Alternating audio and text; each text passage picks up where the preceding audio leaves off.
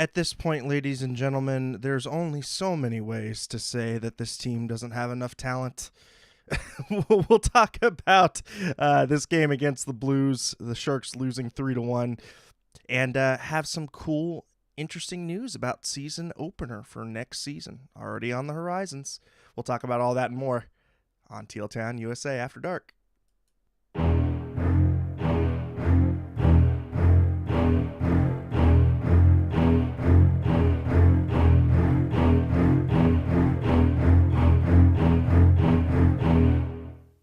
But first, if you want to be a part of the show and interact with us, check us out across all the social media platforms, Twitter, Instagram, Facebook, the YouTube chat, of course, SoundCloud, Reddit, and all the shenanigans that go on in the Discord. Check out all of that and more at tealtownusa.com. I am pleased to be joined by Miss Dana Meyerson. Dana, how are you doing this evening? Well, wait a minute. Something looks out of place there. Oh, wait, is this not Let's Go Blues Radio? Am I on the wrong show? Oh, sorry. Might be. We got some call-ins coming in. I have my reasons. No, just kidding. She knows her loyalties. Although she is repping the Blues a little bit here. I know she's got some dual love there. So anyhow, Dana, this has kind of got one of those bittersweets all written over it because it's got some playoff implications for the Blues and not really much going on for the Sharks. Although if you are a fan of the Tankathon, which I think you're coming around, I think it's good for both. I have lots of reasons.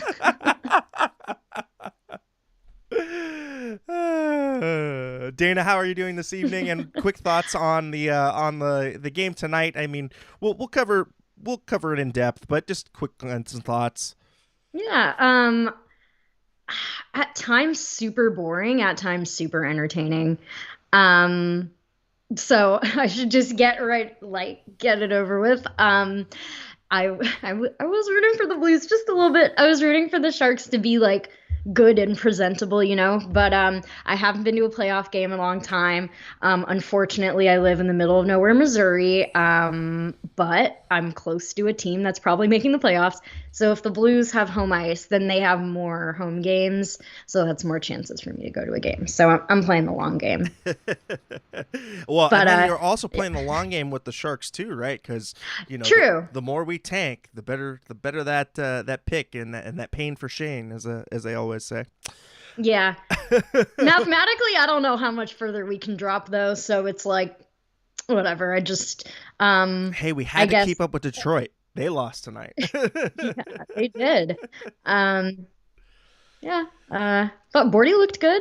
Yeah, so let's get into that game. Noah Gregor opening up the scoring for the Sharks 3 minutes and 5 seconds in. Balcers and Burns getting the assist there. I think you can give a phantom assist there to Tomas Hertl with some good movement through the neutral zone, getting it back to Burns. Burns then doing the up pass to Balcers. Balcers finding Gregor. Gregor just picking the 5-hole, and it was really good to see Gregor just be in pure sniper mode.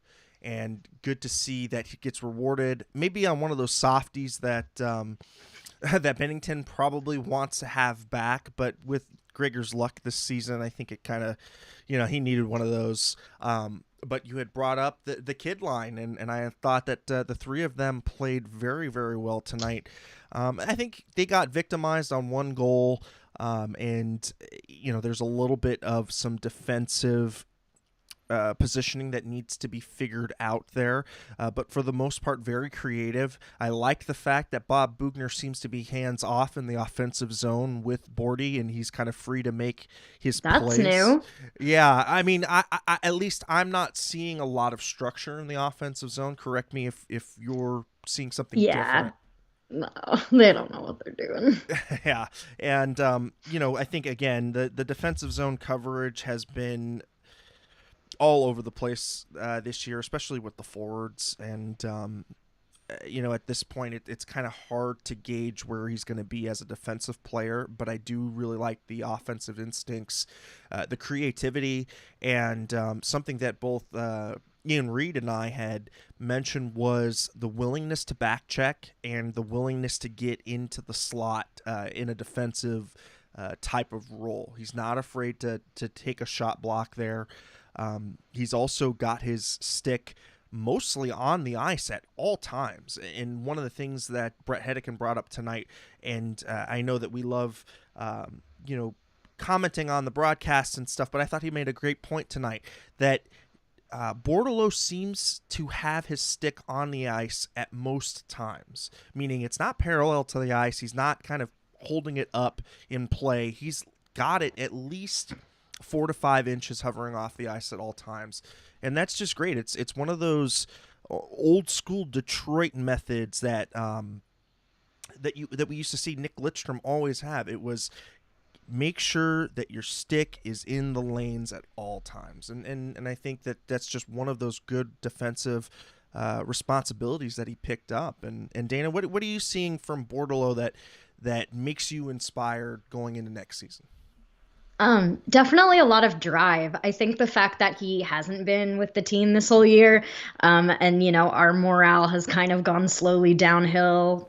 And you can just see like a little bit of just lack of drive from some of the older guys. We've gone on at length about this issue, but when someone comes in and he's just joining the NHL and for him, he doesn't have that baggage of having been with this team the whole year.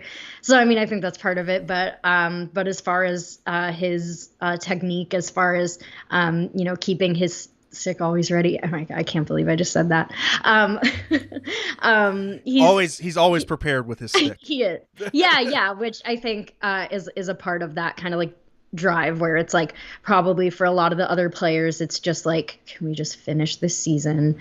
But it's one thing that we do continually see out of the collegiate players, though.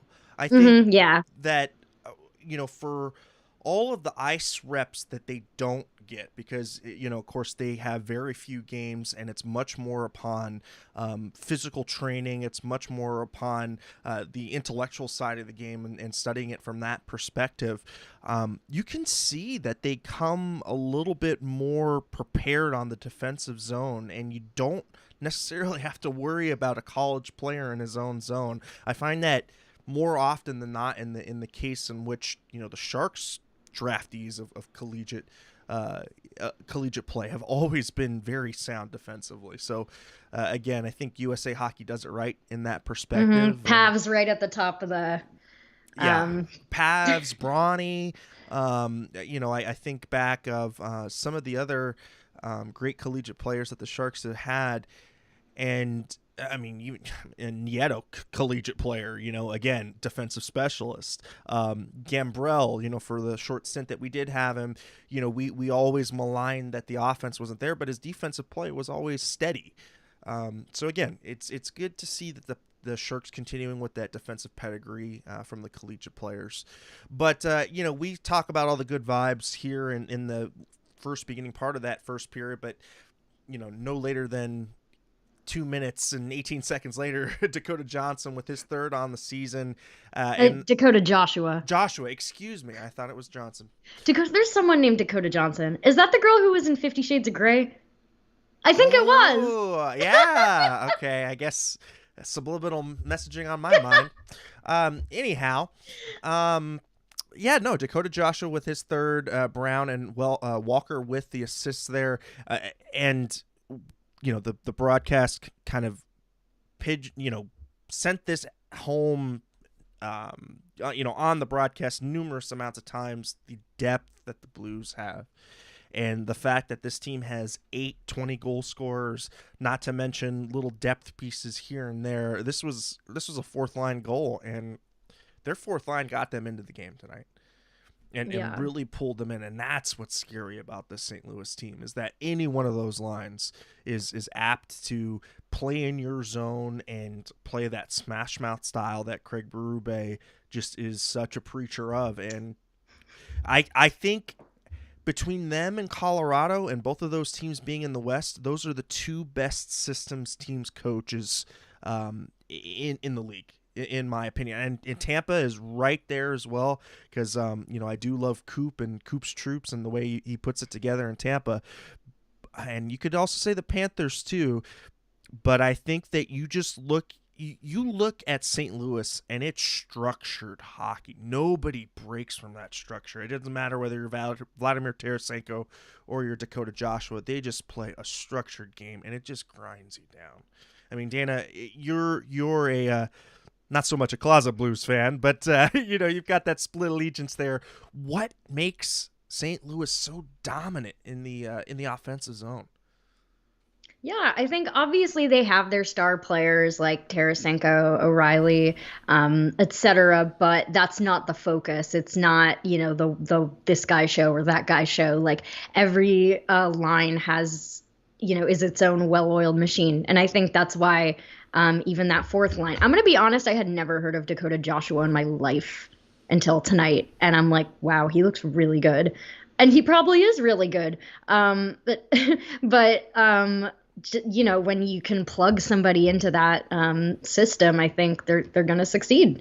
Not to mention the upper echelon talent, right? I mean, because yes. Not only do you have the breadth and depth, but they have legitimate superstar players. Yeah, I didn't mean to diminish, that, but it's like as opposed to some other teams where I don't know, like the Oilers, where it's like, what is a system? Show. Yeah, exactly, where it's highlighted upon one fixture showpiece, whereas the Blues, it's not like that at all.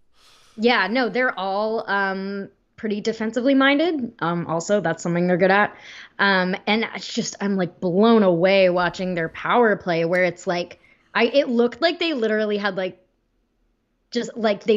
already planned. They galaxy brained the whole 2-minute power play. They knew where everybody was going to be. They knew what everybody was going to do. Even when even when someone did something unexpected, it just seemed like, I don't know. It was impressive. And I hope it does well in the playoffs, because if they get far enough, then there'll be games during my birthday.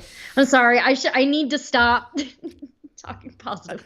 Hey, no, that's okay. That's okay. We got to pull out the positives from this season. And, if it were reverse, and the Sharks were doing well and the Blues were not, we'd be the other way as well. So, it's human nature. You kind of latch on to the more successful team at the moment. And, the Sharks are right now not in the best shape to compete. And, hopefully that will get better. Going through, I think that there's a lot of bright spots and some optimism for sure. Yeah. But again, I think it's you're looking at one team in the St. Louis Blues that's kind of got that right blend of veteran and young and kind of prime players right now. They kind of have that good critical mass. And I look at them and I look at that Minnesota matchup and I just go, I don't see how Minnesota can stack up on the forward side.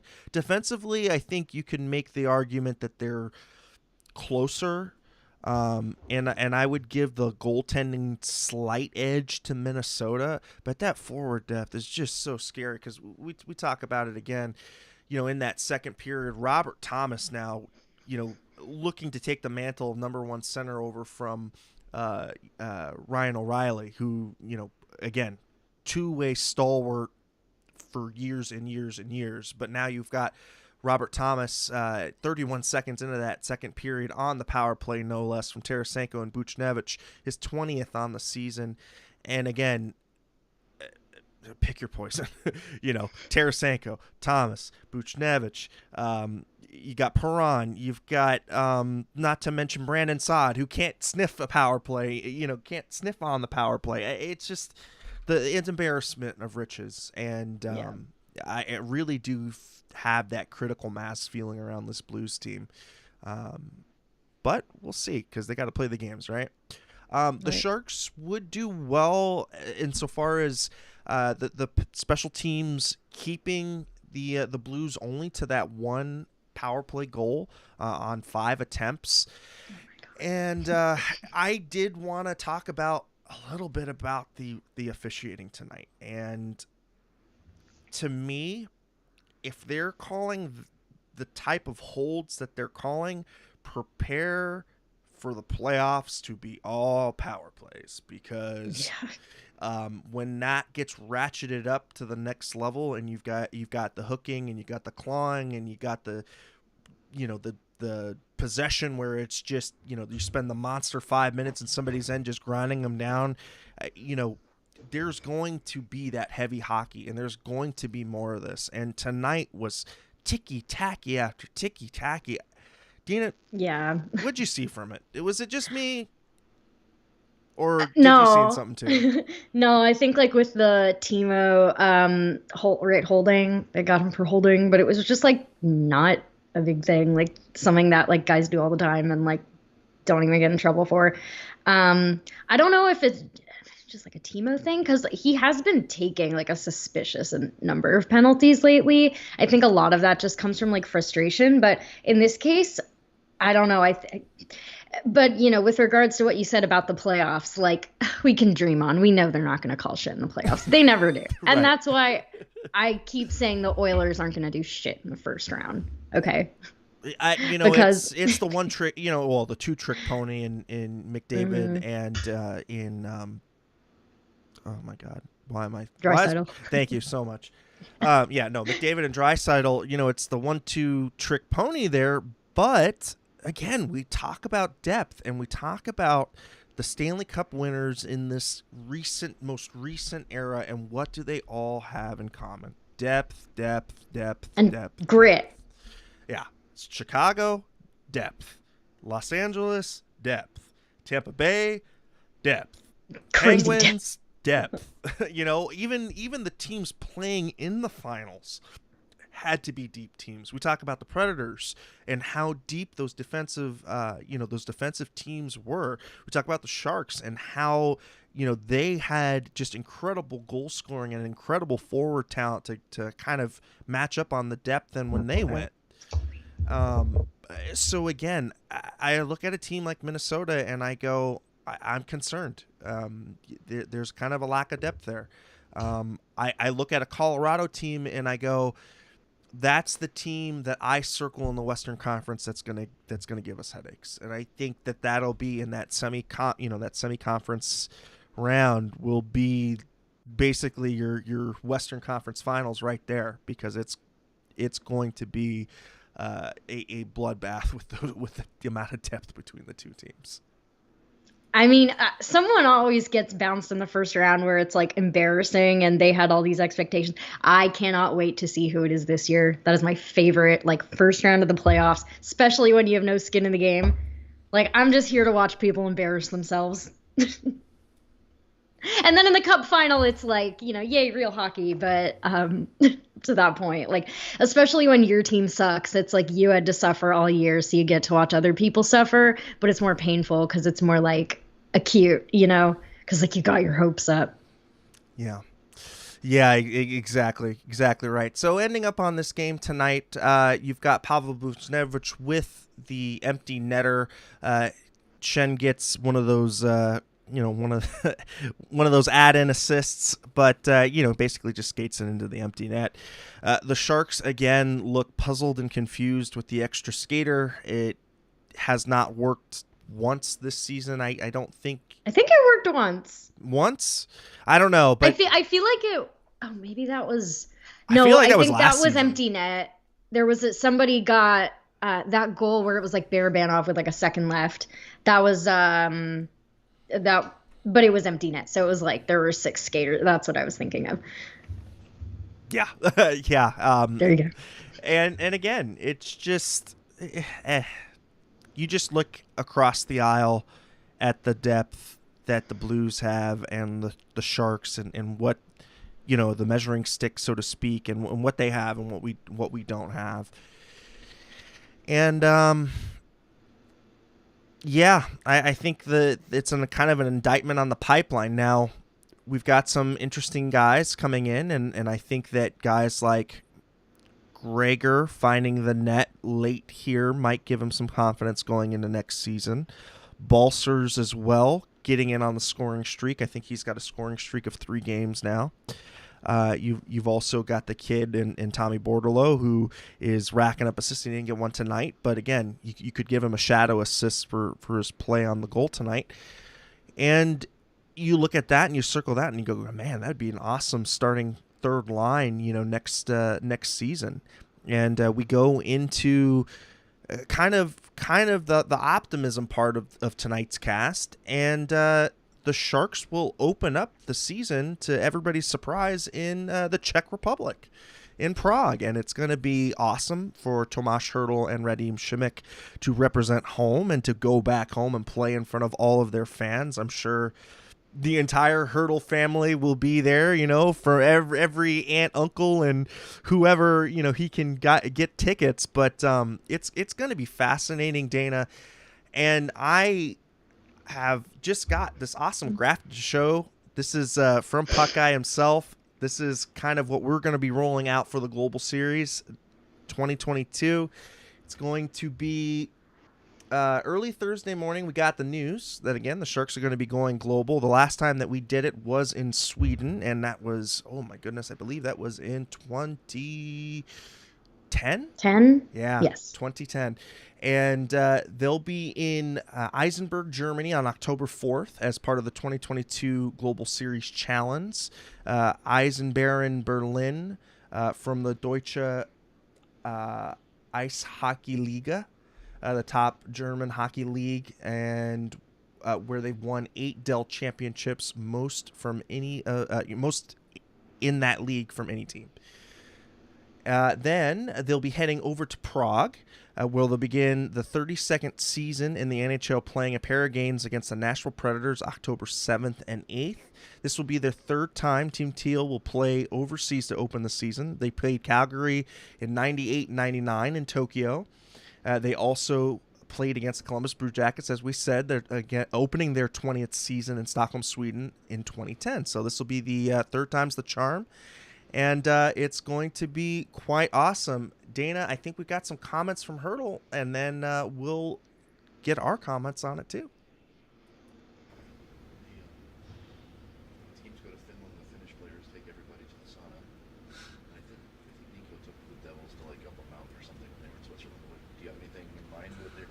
You're going to be kind of like the host. Yeah, I know. I was guys, already, right? I was already thinking like I wanna see first schedule, but we get one of the best beer in the world, so it's for me it's an easy choice to just take it to the pub. So we'll see. We'll see what is the schedule, because still it's not preseason; it's a regular game, so we have to be ready for that. But I think we get one game in Berlin, and after we get to the Prague, so we will for sure do at least one some nice team dinner, and after that I have to figure out what kind of guys want to do too. You said you played in that arena. What's the atmosphere like compared to an NHL game? I hear it's just kind of crazy. Yeah, Europe is a little different because you got always in the team. There is like the fan club where it's like several ML people. They have like they just cheering for the game. Some of them don't even watching the game. They just like soccer is even bigger, but we have it in hockey. So we got like fans. They watching the other fans and they just keep like singing, if it's power play, they keep singing for power play. If it's PK, they sing it for PK. It's like if you score, they yelling your name. It's like really different, like in Europe, and I hopefully be like that even that, for these games, because I think for guys they never play in Europe, it's great experience, and I used to love it play in Europe because you score a goal and like your arena will yell your name, and I think that was pretty cool experience. Especially when you're starting pro hockey, hearing your name after your goal. So the fans are a little bit different, and I think they like to cheer for the sports. And like always, it's a little different when you have home team, because the home team have like own songs and they sing it all the time. And here it's more like when it's like making noise, so people making noise, but not really like there's actually like singing for the like singing, So it's a little different and really cool. And that was Tomas Hertl speaking on opening in the Czech Republic for the first time in his career. Just got a drop in from Puck Guy over text message saying you're beaming like a proud papa. And you know what? For me, this one's a special one. Hertl was one of the guys that I tracked coming out of the European leagues. You know, that fresh-faced kid that we saw in that 2012 draft. A guy's career that I've really focused on intently, and it's good to see that he'll be in front of his friends and family. Dana, I'd love to hear your thoughts on what you're thinking, and you seem just as proud as me. I didn't hear them. Oh, I didn't hear anything he said. No. Oh, well, we did get it through on the chat. So yeah, what are just no, your overall thoughts? Yeah. Well, hey, I was just watching his beautiful, beaming, sunshiny face, and that said it all. You know what I mean? I know since it's like, you know, he got married in the States, he's raising his kid in the States, but his wife, you know, they met when they were teens in Czech Republic, Czechia. Czech Republic. Yeah. Czech Republic. Okay, I've heard Czechia also now. We'll just say Czech Republic. But yeah, I know that's gonna be so special for him, and I think Nashville's a good choice. Isn't Roman Josi Czech? Ooh, I am gonna. Am I making that up? Roman Josi. I don't know.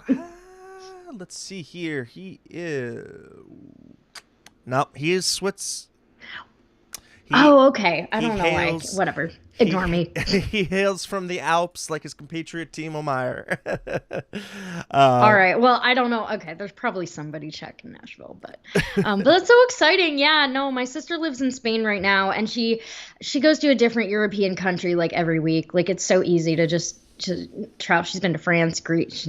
I don't even know where she's going to be next. So I'm hoping maybe I can go visit her. It would be a lot of effort because I only get so many vacation days. But I'm with you. Like, Tomas Hertl is the only jersey I own.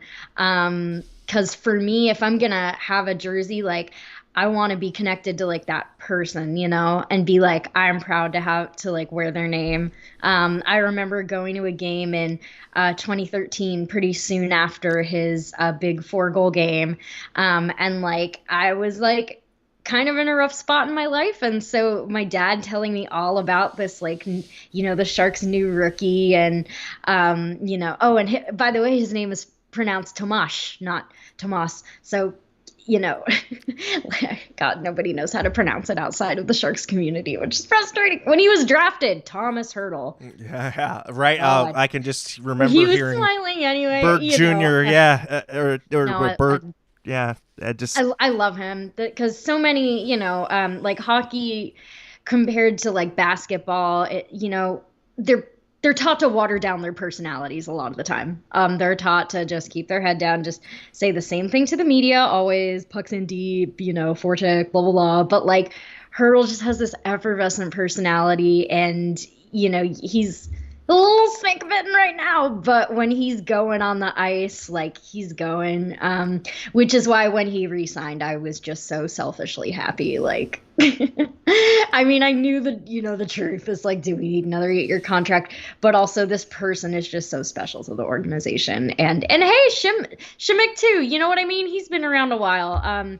No shade to him. I'm sure it's, I'm not sure the nationality of his wife, but I know they just had a baby recently. Yeah. So that baby is at least half Czech. So it's going to be great for both of them to be able to share that moment with their kids. Yeah, for sure. And you know what? I would not be surprised to see if we see a Teal takeover in the Czech Republic for those opening 2 games. I feel like the Czech people are just looking for something to cheer for, and when the hometown kid comes home, I feel like that's just gonna, you know, put it over the top there. So I will be watching intently. I want to hear, you know, just like in the Dell, just like in the SHL, in Liga, the Europeans just know how to bring it when they do the chance, and they just know how to bring it on the fan experience. That's for sure. So that translates well over TV, and I'm just going to be really happy and excited to see it. Dana, well, we've reached the end of tonight's proceedings. I know that we did want to do a little bit of the landscape on the NHL in total. Sure, I have Post-its whenever. Oh, Okay, Ready? then let's rock and roll Got my with Post-its. I think we need to have like a Dana's Post-it corner dedicated. Well, this is it. You're in it. Welcome. All right, Puck Guy, you've got homework to do with the graphics. Yeah, I said Gregor goal. It's like Hallie's comment, always comes around. But you gotta wait a long time between them. I said I love seeing teams fuck with Jordan Binnington's head. Am I allowed to swear on here? You just did. Oh. No. But yeah, no, he's easy to spook. And the fact that I wouldn't say only goal. At that point in the game, it was the first goal. Went 5-hole, that kind of like screws with goalies' heads. So that was a good omen. Didn't pan out, but I'll take it. Side note, it's going to be really interesting to see what the Blues do goaltender-wise in the playoffs. If it's going to be like, was it like Grubauer and Holtby in the 2018 playoffs, where it was with like Washington, right? Yeah. Anyway, okay, I won't go on that. Got more Post-its. Yeah, Balcers, 5 and last 5. Rudy supremacy. Just don't blame Reimer on the goal. Who the F is Dakota Joshua? Oh, apparently you were gonna do it too, weren't you? State. Yeah. I wonder if he has to deal with that in his daily life. Yeah. Let's see. I said my eyes are drawn to Bordy just when he plays. Like again, like he has a little bit of swagger, So I'm just excited. I'm excited to have that energy on the team. And again, like we want them to get a good draft pick. At this point, like I just want to see some good individual performances from time to time. And so yeah, happy to see him. Reimer held down the fort in the last couple seconds of the first. Just another example of just all the reasons we don't deserve him. Like if I were the Sharks goalie with like a second left and I'm just being like, pucks flying, like I don't know how he does it. He's the patience of a saint. I mean, when you post a 926 in a losing in a losing effort, you can't blame the goaltending. No, you cannot. I said not Gregor saying he fanned on it, but it worked out. So it's so amusing to me. Usually I don't even like watch the intermission, but I had stuff to do, so I had it on the background. But yeah, they interviewed Gregor and it was interesting. It's like, oh, maybe he should fan more. Yeah, I was like, moral story, maybe you don't need to try when you shoot. Don't try when you shoot. Psychology is weird. On the Tomas goal, I felt like I saw Burns kind of like venturing out. Like that's not news. But it was just like, wow, like Tomas was literally right there and like nobody even. So, but again, credit to the Blues that they have, that, I guess, awareness of what everybody's going to do, where is everybody, who's the best person to pass to. So, credit to them. I love that when Ferraro did the starfish, it worked. That with his skate, that I love it. Ferraro hasn't been my favoritist Shark as of late. He's had some struggles, but that was nice to see. I was joking with Mark on Twitter that the starfish is contagious. So that's the new epidemic, guys. It really is. He's got the starfish. Yeah. I said good block by Megna. Megna had some. He was quiet. He was quiet. So I think that's the best. His style, I feel like you want to. You see those blocks, but it's like, he's the kind of player where if you don't notice him, that's a good thing. That's better. Yeah. Exactly. Did you have anything on Merckx tonight? I thought Merckx. Oh yeah, I said Merckx. Oops. Didn't lead to a goal, luckily, but I just knew Brett Hedican was like, oh yeah, now I've got ammunition. Now I can press the rookie. Yeah, no, third period I didn't have a ton. I just said like very back and forth. So that's kind of when it got more entertaining. I feel like the second period was a little bit of a drag. But I mean, I wanted the Blues to win. I was hoping it would be an OT, because then it's like they still get 2 points. But yeah. But I mean, I enjoyed it. The Sharks didn't like completely embarrass themselves, so that's all I can ask. They were in the game. Yeah, and I think that's still one of the best things that you can take away from, this last little bit, even during the 10-game losing streak. I mean, it didn't feel like that at times because they were 1-goal games, or, it was just every time the Sharks just needed that extra little bit of skill, it just wasn't there. And it shows, it definitely shows that there's missing pieces to this lineup. But the fact that their structure is able to carry them close enough to most teams that they play, I think could be a good sign. Whether or not the offensive side, the offensive minuses or drawbacks that they have because of the defensive style they play, whether that balances out in the end as a net positive, I'm unsure of. I think that they shell too much, and I think that at times it can be detrimental to their game. So at this point, I do like the fact that they've got that defensive structure. I do like the fact that they're giving it with heart, and they're staying within the game, and they're keeping it close. Most of them. Yeah, and I think most of the few guys. Exceptions, but. Yeah, there's a few exceptions, and I think for the most part, one of the guys that's uninjured, I think you showed it night in and night out at where he was, in the campaign. I don't think we need to really say any more than that. But I think that you can say safely that the lineup that they iced tonight were full of guys looking forward to the future, and guys looking forward to trying to play together next year with each other. And I think at this point where they're at in the season, what they're staring down, I think that's the best that you can hope for. And, going forward, you just hope that little thread of structure that they have now and they implement now in these last few games will carry over in the next season. Yeah. I mean, and gosh, like, nothing would be worse than last season. Like, this season has been so much better. Just the like vibe, like even if they might technically finish higher or lower or whatever, it's like, last year, like we didn't have a goalie, period. We didn't have, like, we were like, who is even coming? Who are we going to draft? Like, I know a lot of people wanted to draft Eklund. We were shocked he fell to 7th. But God bless.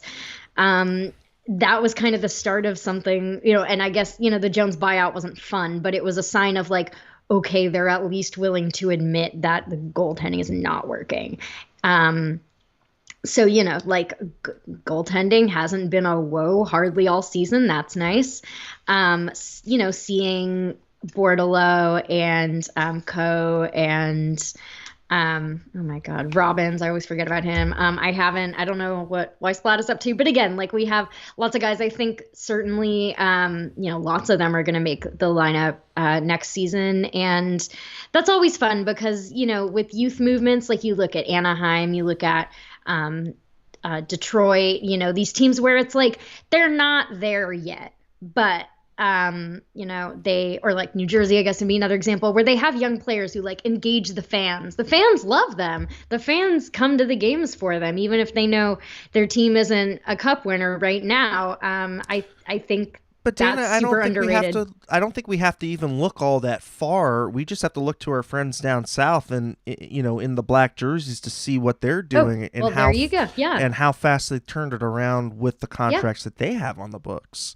So right. I don't think it's insurmountable, but I also don't think that the pieces are in place to take the next step yet. Yeah. No, I agree. I think like that's what I mean, even if the presence of the rookies doesn't necessarily like, mean your team is suddenly a world beater, just having those exciting players puts butts in the seats. And I'm sure it's fun for the vets too, right? Right. Yeah. 'Cause again, the Ducks, they're not they're not making the playoffs. But Trevor Zegers, Sonny Milano, they are sensations, And I want that so much I want our team to be good too. But, if there's going to be that rough patch, I'd love to see Eklund or Bordy, or any of the other guys be the new rookie sensation that, is pissing off the old the trifecta of rivals, right? With the Ducks and the Kings and of course. Oh the no, Knights. I meant like Tortorella. Pissing off those guys. You're talking the curmudgeons, the old schools. Yeah. Adam Oates, you got and John Tortorella and I think Brian Burke even was a little curmudgeon-y and old school as well. So for sure. And of course, again, we've got the draft lottery coming up. That's May 10th. So that'll also be pretty interesting too. We'll see where the Sharks end up, but they do keep pace with Detroit in losing. So that was good tonight. Quickly, let's get this wrapping up. In case you missed it and you want to catch us across all of the different podcasting platforms, check us out on the Apple Podcast platform, the Google Play Store, the YouTube Rewind, SoundCloud, Spotify, TuneIn Radio, and iHeartRadio as well. We're all there. And also on the flagship, tealtownusa.com. So check that out and check us across all of the platforms. We'd love to get your subscribes, your comments, and of course, we are keeping an eye out for your comments post our show. That way, going into the next show, we can take your comments and try to get it on the show. Thank you for watching. Please subscribe. Dana, let me get your last thoughts and where the people can find you. Yeah. Last thoughts are catch me at a Blues playoff game. But also, I'm cool with this team. On some weird level, I know I'm in the minority. But I don't know. I think it's going to be interesting for both sets of teams. It's been worse.